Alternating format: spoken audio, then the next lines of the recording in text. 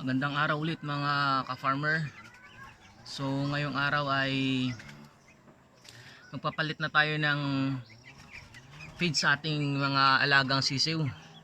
So ilang araw ba bago palitan natin mga ka-farmer yung feed sa ating alagang mga sisiw. So depende yung mga ka-farmer sa feeds na gamit natin, no.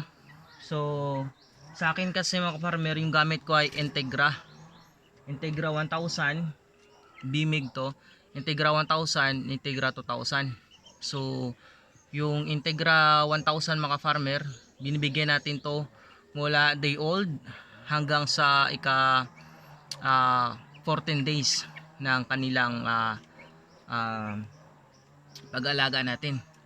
So ngayon mga farmer, ika 14 days nila, bibigyan na natin sila mga farmer ng Integra 2000 hanggang sa pag harvest na natin mga farmer, no. So ito na, meron tayo dito mga farmer na feeder natin. So unlimited yan, lalagay na natin to yan. So yung bili ko nito mga farmer ay nasa 220 dito sa amin sa Romblon.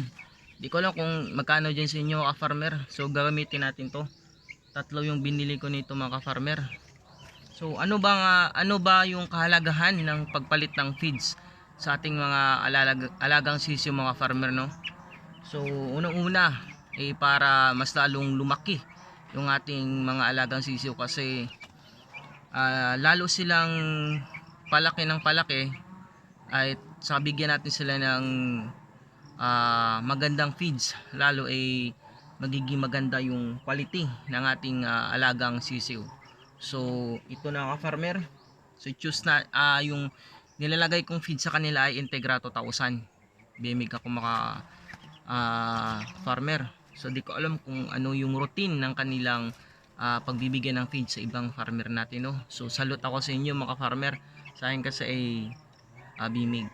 So ito mga farmer, hindi ko naman i-introduce yung Bimig mga farmer, pero nagandahan ako sa Bimig. So ito mga farmer, no, bibigyan na natin sila ng Integra 2000. Ka 14 days nila ngayon.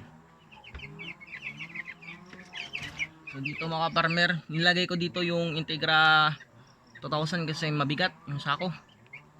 Grabe, hindi natin makaya pupunta dito. Doon ko muna nilagay sa bahay. Ito na.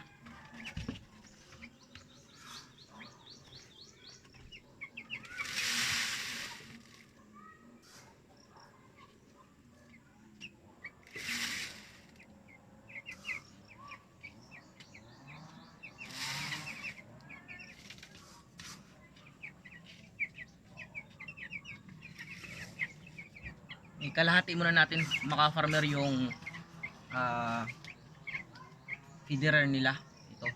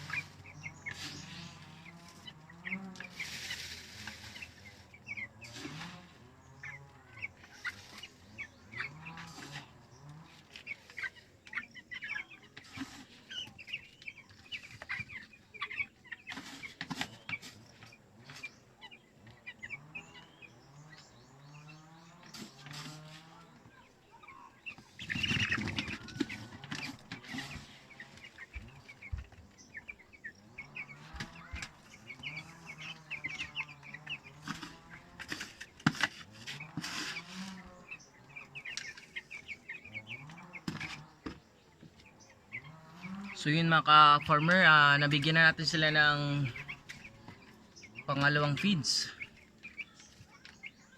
So ito,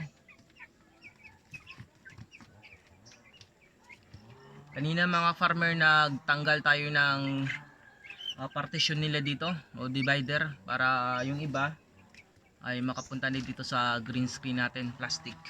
So papakita ko sa inyo mga farmer yung plastic na ano natin. Yan. Yung mga farmer, yung ano natin yan, no.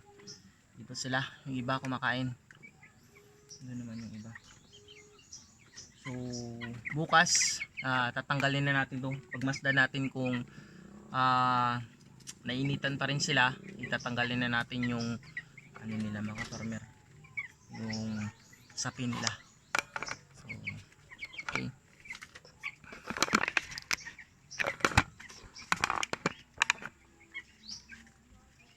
So yun lang mga farmer sa araw na to. Maraming salamat sa inyo lahat sa panonood ng aking channel. Sa muli ay naway i-bless tayo ni God sa ating mga hangarin sa buhay at plano sa buhay mga ka-farmer. So maraming salamat sa inyong panood sa channel ko. Naway mag-subscribe kayo mga farmer at saka hit nyo na din yung notification bell dyan sa inyong channel. So para update kayo sa aking mga bagong videos. So sa muli, maraming salamat. God bless us all mga farmer.